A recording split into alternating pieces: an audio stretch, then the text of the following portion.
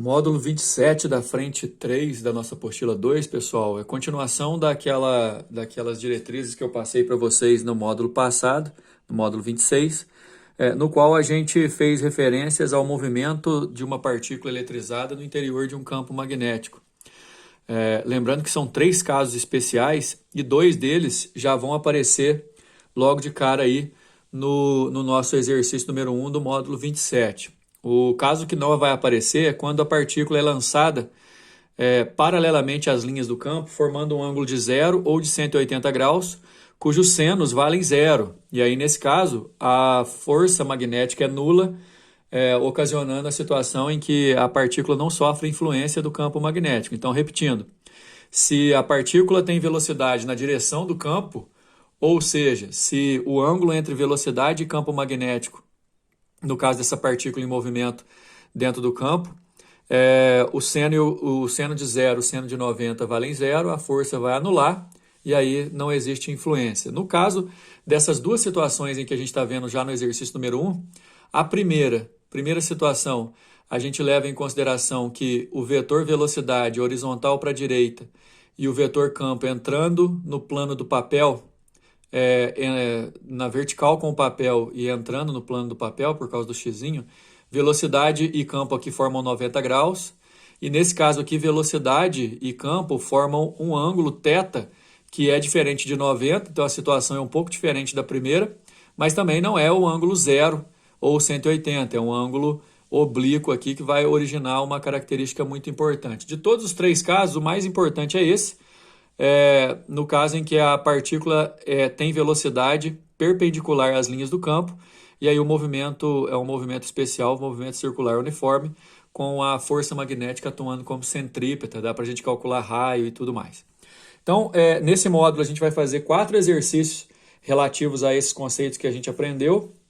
Alguns exercícios a gente vai ter que lembrar da regra da mão para poder identificar principalmente a orientação do vetor. Outros a gente simplesmente vai ter que lembrar das propriedades das situações que a gente analisou e também fazer algum cálculo em relação ao valor do raio da trajetória, o valor da força magnética atuando como centrípeta e assim vai, ok? Então, o número 1 diz o seguinte, uma partícula eletrizada é lançada no interior de um campo magnético com velocidade v, formando com as linhas de indução do campo um ângulo θ. Na figura a seguir, mostram-se 2 situações distintas do lançamento. Nesse primeiro caso, como eu já tinha dito, o ângulo θ é igual a 90, então a gente tem a força máxima, além dela atuar como centrípeta. E nesse caso, o ângulo entre velocidade e campo é um ângulo oblíquo, um ângulo agudo, diferente de 90, portanto, e aí não vai ser um movimento circular uniforme, mas vai ter uma característica importante para a gente analisar. Descreva para cada uma das situações o tipo de movimento adquirido pela partícula e sua trajetória. O detalhe, pessoal, é que aqui não está pedindo, por exemplo, para a gente identificar qual vai ser a direção e o sentido do vetor força. Mas se você quiser, aplicando a regra da mão esquerda, a gente consegue entender bem essa situação aí. A questão é que, no primeiro caso, em que velocidade e campo formam 90 graus, a velocidade é perpendicular à direção do campo magnético. Nesse caso, o movimento é circular uniforme. E aí, quando ele pede para descrever nas situações o tipo de movimento adquirido e a trajetória, o tipo de movimento é uniforme e a trajetória é circular, sempre quando velocidade e campo são perpendiculares. Ele vai fazer um MCU. Agora, o fato da partícula estar nesse ponto, com a velocidade horizontal para a direita, o campo entrando na folha do papel, usando a regra da mão esquerda, você vai ver que como a partícula é positiva, você vai respeitar o sentido da força que a regra da mão vai concluir, então vai dar uma força vertical para cima, né? Você pode até fazer o teste aí em relação à regra da mão. No segundo caso, a gente tem uma situação em que o lançamento, a partícula tem um vetor velocidade que é oblíquo em relação às linhas de indução do campo. A partícula vai realizar um movimento de trajetória helicoidal, igual esse desenho está aí, né? Ele vai fazer uma espiral, né? E o eixo dessa espiral é paralelo às linhas de indução do campo. E nesse caso, além disso, como só tem essa força atuando, a ação é exclusiva do campo e a força só vai fazer mudança no tipo de trajetória, o movimento também é uniforme. Então, como o exercício pediu, a gente tem que definir o tipo de movimento e a trajetória. No segundo caso, o movimento é uniforme e a trajetória é helicoidal ou trajetória em espiral ou espiralada. Então, vetor velocidade perpendicular ao campo, movimento circular uniforme com a força centrípeta sendo a força magnética.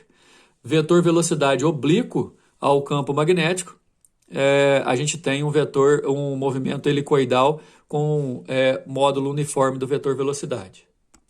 Número 2, a espectrometria de massa é uma poderosa ferramenta física que caracteriza as moléculas pela medida da relação massa-carga de seus íons. Ela foi usada inicialmente na determinação de massas atômicas e vem sendo empregada na busca de informações sobre estruturas de compostos orgânicos e na determinação da composição isotópica dos elementos. A espectrometria de massa acoplada, MS sobre MS, é uma técnica analítica poderosa usada para identificar compostos desconhecidos, quantificar compostos conhecidos e auxiliar na elucidação estrutural da molécula. Aqui a gente vai ter a oportunidade, pessoal, de analisar essa partícula que está sendo acelerada até entrar num campo magnético que está perpendicular ao plano da folha e saindo, né? Lembra que esse vetor representado por uma bolinha é um vetor que está saindo do plano do papel, no caso é o vetor campo, então eu tenho campos magnéticos saindo aqui do plano do papel. A partícula vai entrar com uma velocidade v aqui e ela vai sofrer a ação desse campo. Como essa partícula vai ser lançada perpendicularmente ao campo, a força magnética que aparece vai atuar como força centrípeta, vai realizar aqui um movimento circular, um movimento circular uniforme. Isso aqui é o raio da trajetória. Com esses dados e algumas coisas que o exercício pode fornecer para a gente aí daqui a pouco, a gente vai conseguir fazer o cálculo, por exemplo, do valor do campo, que é o que o exercício vai pedir, olha só.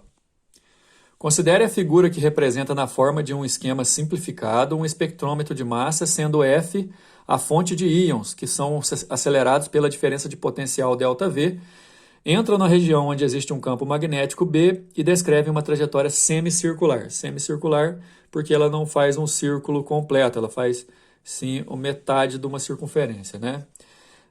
Sabe-se que os íons são compostos de partículas idênticas, cada uma eletrizada com a carga de 1 vezes 10 a menos 6 coulomb e com massa de 10 elevado a menos 14. O detalhe é que se as partículas têm mesmas características nesse caso, mesma carga e mesma massa, elas vão, além de sofrer uma deflexão, um desvio para o mesmo lado, porque se a partícula é positiva ou negativa, pessoal, vai definir se ela vai desviar desse lado da figura indicando ou para outros lados. E além disso, se tiver massa diferente, por exemplo, o raio da trajetória seria diferente. Mas como é tudo igual, o feixe continua uniforme e todas as partículas que formam o feixe vão desviar para o mesmo lado. Penetram perpendicularmente, aí essa informação do perpendicularmente é importantíssima, porque aí a gente tem certeza que a força centrípeta é a magnética, o movimento é circular uniforme, na região do campo uniforme, com velocidade de 10 a sexta metros por segundo e descreve uma trajetória de raio 1 milímetro. Aí quer saber a intensidade do campo. Escuta, a gente não vai usar a regra da mão nesse exercício também, porque ele não pergunta sobre qual que vai ser o sentido do vetor e tal. Além do que, já dá para a gente entender que a partir desse ponto aqui, ó, a velocidade vai ser vertical para cima. É certeza que a força é horizontal para a direita para poder executar essa curva. A força tem que apontar para o centro da curva e o campo é saindo do plano da folha. Então a gente já sabe todas as orientações dos vetores. Usando a fórmula e os dados, ó, massa, carga, velocidade e raio, a gente pode usar a fórmula do raio. Raio é massa, velocidade sobre carga, campo. Como o exercício que é o campo, eu vou passar o campo para lá e o raio para cá, eu vou trocar de lugar e só substituir valores. A massa tem que estar em quilograma, de acordo com o que o exercício deu já está. A carga tem que estar em coulomb, desculpa, essa daqui não é a carga não, isso aqui é a velocidade. A velocidade tem que estar em metros por segundo, o V, 1 vezes 10 a sexta. Agora sim, a carga tem que estar em coulomb e tal, 1 vezes 10 a menos 6 coulomb. E o detalhe, 1 milímetro de raio, 1 vezes 10 a menos 3, porque tem que estar em metro, ok? Se a gente multiplicar aqui em cima, como tudo é 1, eu posso até eliminar esse 1, né? Na parte de cima da fração, no numerador, vai dar 10 a menos 12. E na parte... Não, menos 12 não, desculpa. 10 a menos 8. E na parte de baixo, 10 a menos 9. 10 a menos 8 dividido por 10 a menos 9, você conserva a base e subtrai os expoentes. Menos 8 menos menos 9 dá 1, né? E 10 elevado a 1 dá 10.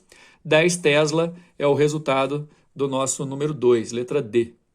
Número 3, na figura abaixo está representada, melhor dizendo, a trajetória de uma partícula de carga positiva que atravessa 3 regiões onde existem campos magnéticos uniformes e perpendiculares à trajetória da partícula. Bom, pessoal, é um simples enunciado, mas tem muita coisa aqui. Ó. Primeiro, a carga é positiva. Se você usar a regra da mão esquerda, a carga vai respeitar o resultado da regra da mão esquerda.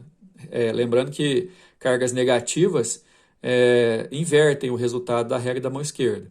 Outra coisa, atravessa 3 regiões onde os campos são uniformes, né? E além disso, os campos vão atuar perpendicularmente à trajetória da partícula. O campo atuando perpendicularmente à trajetória da partícula resulta na força magnética atuando como força centrípeta.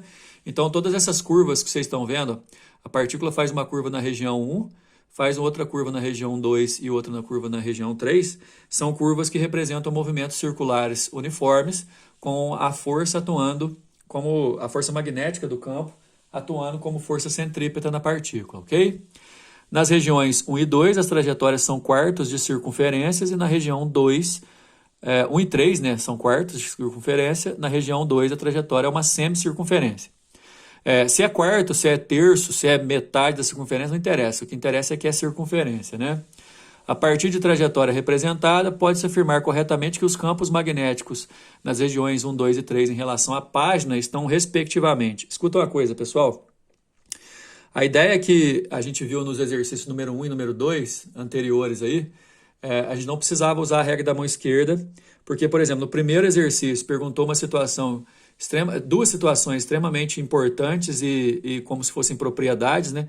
Uma com a força ou a velocidade perpendicular ao campo e a outra com a velocidade oblíqua ao campo, uma dando movimento circular e a outra dando movimento helicoidal. No exercício número 2, a gente precisou só da fórmula das relações entre as grandezas para poder relacionar raio de trajetória, valor de massa, carga, campo. E agora nessa a gente não vai precisar fazer cálculo nenhum, e sim simplesmente considerar a regra da mão esquerda. E a gente vai considerar essa regra, pessoal, pensando em simplesmente adotar situações em que, na verdade, a gente vai levar em consideração só a direção e o sentido dos vetores. Esse pedacinho aqui está meio que refletindo, é o grafite, o colorido. Na verdade, ó, ponto de entrada na região 1, ponto de entrada na região 2, ponto de entrada na região 3. Aqui é porque a luz está batendo, pessoal, aí está refletindo, está ficando prateado aí. Mas é o seguinte, ó, ao entrar nesse ponto, a partícula tem velocidade para a direita e aí a força é para baixo. O detalhe é que aqui já está a resposta, pessoal, mas a gente deveria usar a regra da mão. Lembrando, ó, a regra da mão são aqueles vetores de forma a ficarem os 3 perpendiculares um com o outro. Não esquece que tem que ser a mão esquerda, viu? Aí o que você vai fazer? Você vai colocar a mão esquerda na posição que a gente aprendeu. Além disso, você vai começar... Ajeitar o foco aqui que tirou o foco um pouco. Aí. Você vai começar exatamente no ponto de entrada da região. Os vetores que você conhece. Primeiro, vetor velocidade, porque a partícula está indo para o lado direito. O vetor força, você sabe que é para baixo porque ela está fazendo curva para baixo. Então, se na regra da mão você colocar o dedo médio indicando a velocidade para a direita, o dedo polegar indicando força para baixo, automaticamente você vai ver o vetor campo, que vai ser o teu dedo indicador, saindo da folha. Então, na região 1, saindo. Na região 2, a entrada, a velocidade, a partícula sofreu essa deflexão para baixo. Na hora que ela sai da região 1 e vai entrar na região 2, basicamente o vetor velocidade vai ser vertical para baixo. Como a curva vai ser para a direita, o vetor força vai ser para a direita. E se você colocar o vetor força para a direita, que é o teu dedo indicador, desculpa, que é o teu dedo polegar, indicando força para a direita. A velocidade, que é o dedo médio, indicada vertical para baixo. Automaticamente você vai conseguir colocar o teu dedo indicador, que indica o campo, entrando no papel. que é essa segunda região. Depois que atravessa a segunda região, ao entrar na terceira, o vetor velocidade é vertical para cima, enquanto o vetor força é horizontal para a direita, porque ela sofre uma deflexão para a direita aqui. Aí se você colocar a mão de modo que fique o polegar para a direita e o dedo médio para cima, automaticamente teu dedo indicador vai ser voltado para cima também, para sair da folha do papel, então vai ser saindo. Então, região 1, campo saindo, região 2 entrando, região 3 saindo, resposta letra E. Esse exercício número 4 talvez seja o melhor do módulo, vamos prestar atenção nele, viu, galera? A figura mostra a trajetória de partículas carregadas eletricamente lançadas com velocidades iniciais de mesmo módulo em uma região na qual existe um campo magnético na direção perpendicular ao papel e de sentido emergente para o leitor. Ou seja, o campo está saindo, está apontado, é como se você vai usar a regra da mão esquerda, você vai apontar o indicador que mostra campo magnético saindo da folha. O detalhe é que todas as partículas têm as mesmas velocidades, ok? As velocidades são perpendiculares ao campo, então nas 4 partículas, 1, 2, 3 e 4 e 5, aliás, nas 5 partículas, a gente vai ter a força magnética, quando ela atuar como força centrípeta, ok? As partículas são nêutron, elétron, próton, um positron, que é um antielétron, né? É uma partícula que tem a mesma massa do elétron, só que carga positiva, e o antipróton, que é a partícula que tem a mesma carga do próton, a mesma massa do próton, desculpa, e carga elétrica negativa. Por que a gente está falando sobre massa, né? O raio da trajetória, pessoal, depende da massa. Aí vocês podem ver, por exemplo, ó, partícula 1 e partícula 5, embora deflexionaram para sentidos opostos, têm os raios bem parecidos, os raios maiores da trajetória. Provavelmente o que indica isso são as suas massas, enquanto as partículas 2 e 3 sofrem a ação do campo com raios menores, possivelmente por conta das suas massas também. As partículas que têm trajetórias em sentidos opostos necessariamente têm sinais opostos também. E além de tudo, e mais importante, para você começar a fazer o seu exercício, é certeza que a partícula 3, olha só, o conjunto de partículas, o conjunto inteiro foi lançado horizontal para a direita. A partícula 3, das 5 partículas, a partícula 3 foi a única que não sofreu a ação do campo e continuou essa trajetória. Só acontece isso, pessoal, ou se a partícula é lançada paralela ao campo, o que não está acontecendo, ou se a partícula não tem carga resultante, ou seja, ela é neutra. Então é certeza que a partícula 3 é um nêutron, certo? E aí, como o exercício está perguntando a respeito da nomenclatura em relação ao que o exercício forneceu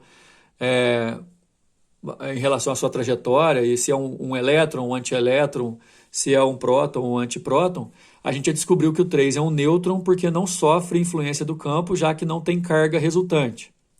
Certo, pessoal? Aplicando a regra da mão direita, você vai ver, aplicando a regra da mão esquerda, com o campo saindo, que é o teu dedo indicador, saindo do papel, a velocidade que é o teu dedo médio para a direita, você vai concluir que a força é para baixo. Então, as partículas que foram para baixo, certeza que são partículas positivas, porque coincidiram com a regra da mão esquerda. As partículas que invertem o resultado da mão esquerda, elas são negativas. Então, certeza que as partículas 1 e 2 são negativas, as partículas 4 e 5 são positivas. A partícula 1 é a partícula negativa de maior raio, então ela tem que ter também maior massa. Por isso que ela é um antipróton, que tem massa igual ao do próton, e por consequência o próton vai ser o 5, ó, que teve o raio idêntico, a 5 teve o raio idêntico a 1, porém em sentido oposto. Então, partícula 1 e partícula 5 têm mesmas massas, só que a partícula 5 é positiva enquanto a 1 é negativa. Então, a 5, próton, a 1, um antipróton.